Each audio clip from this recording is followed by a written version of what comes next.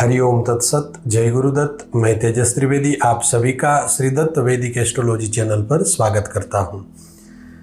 यह वीडियो आज खास होने वाला है क्योंकि आज हम बात करेंगे जन्म कुंडली में होने वाले ग्रहण योग के बारे में। जब जन्म कुंडली में ग्रहण योग का सृजन होता है तब जातक या जातिका जो भी हो उनको काफ़ी सारी तकलीफ़ों का सामना करना पड़ता है। तो आइए जानते हैं कि कुंडली में किन ग्रहों से ग्रहण योग का सृजन होता है और क्या उपाय करें जिससे ग्रहण योग की शांति हो। तो इस वीडियो में हमारे साथ अंत तक बने रहे। वीडियो को अगर आप स्किप करके देखेंगे तो आपकी समझ में कुछ नहीं आएगा। तो संपूर्ण वीडियो देखें, समझे, जाने और उपाय करके आप अपने जीवन में आगे बढ़े। हरिओम तत्सत। जय गुरुदत्त।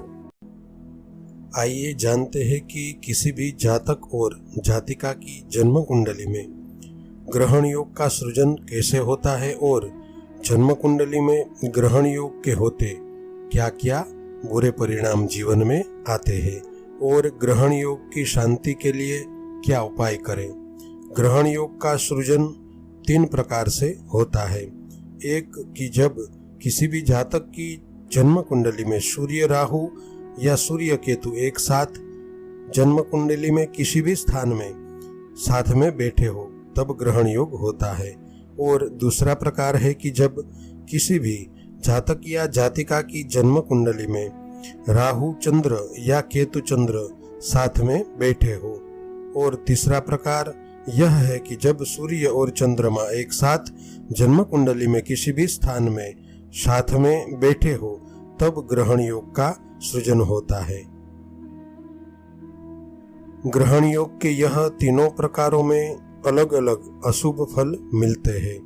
किसी भी जातक की कुंडली में जब राहु केतु और चंद्रमा एक दूसरे के संबंध में आ रहे हो तब चंद्र दूषित होता है। ज्योतिष शास्त्र में चंद्रमा को मन का कारक ग्रह कहा गया है। चंद्रमा मन को प्रभावित करता है और इसी के कारण जिनकी कुंडली में ग्रहण योग होता है उनको ज्यादातर मानसिक समस्याएं खूब परेशान करती है। राहु से पीड़ित चंद्रमा के कारण व्यक्ति की कल्पना शक्ति खराब हो जाती है और जिन जातकों की कुंडली में ग्रहण योग हो रहा हो उनकी कल्पना ही उनके दुख का कारण बनती है। जो चीज हुई ही नहीं है या होने वाली नहीं है उसके बारे में सोचकर वह जातक दुखी होता है। जन्म कुंडली में ग्रहण योग होने के कारण नींद न आने की बीमारी हो जाती है। मानसिक रूप से तनावग्रस्त रहते हैं। इस योग के कारण जीवन में उदासी, शरीर में थकावट और सुस्ती रहती है। जन्म कुंडली में ग्रहण योग की वजह से विवाहित जीवन में समस्या उत्पन्न होती है। अगर 7वें स्थान में या लग्न स्थान में ग्रहण योग का सृजन हो रहा है तो गृहस्थ जीवन में प्यार नहीं रहता और बिना किसी ठोस कारण के पति पत्नी के बीच झगड़े होते हैं। ग्रहण योग के रहते गृहस्थ जीवन में वहम भी पैदा होता है और कभी कभी बात कोर्ट तक पहुंच जाती है। राहु चंद्र के ग्रहण योग होने से शारीरिक रूप से बीमारी की चिंता रहती है। जब किसी जातक या जातिका की जन्म कुंडली में सूर्य और राहु के द्वारा ग्रहण योग का सृजन हो रहा हो तब जातक को विचित्र तरह की बीमारी परेशान करती है। शरीर में ऐसी बीमारी के सभी लक्षण तो होते हैं लेकिन जब शरीर की जांच होती है तब कुछ भी नहीं आता। वास्तव में ग्रहण योग से पीड़ित व्यक्ति को कुछ बीमारी नहीं होती, बस भ्रम होता है। आमतौर पर बीमारी की वजह और निवारण समझ में नहीं आता। सूर्य राहु के ग्रहण योग के कारण जीवन में शुभत्व पर ग्रहण लगता है। यश और कीर्ति की हानि होती है। सूर्य का ग्रहण योग होने से अपने नाम पर कलंक लगने का भी भय रहता है।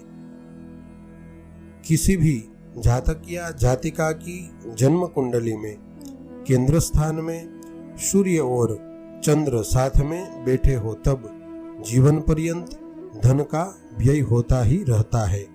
धन आता तो है लेकिन आने से पहले धन जाने का मार्ग कर लेता है। सूर्य और चंद्र ग्रहण योग के रहते आपके कार्य क्षेत्र पर काफी हद तक बाधाएं आती है और आप खुद ही नहीं समझ पाएंगे कि आपकी वास्तव में समस्याएं क्या है।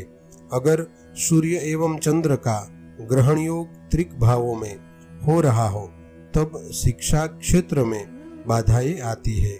सूर्य ज्ञान का स्वामी है और जब सूर्य ग्रहण योग में किसी भी जातक की कुंडली में आता है तब कितनी ही मेहनत करे आप पढ़ाई के मामले में आगे नहीं बढ़ पाएंगे।